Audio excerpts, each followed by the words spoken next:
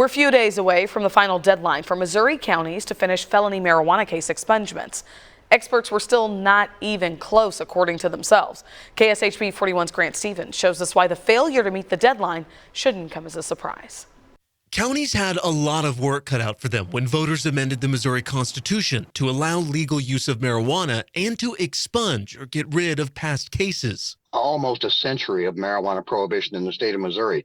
So there are many, hundreds of thousands, maybe even over 1 million marijuana cases that need to be expunged. I wanted to ask Dan Viets specifically about this looming deadline. He's a lawyer and one of the main drivers of change around Missouri marijuana. He and the Missouri branch of NORML knew it'd be a challenging, maybe impossible deadline to meet. But we're very happy that the courts across the state of Missouri have expunged, as we predicted, almost 100,000 marijuana cases. He told me it's the effort, the pledge to commit resources to expungement that counts. Effort he didn't always see.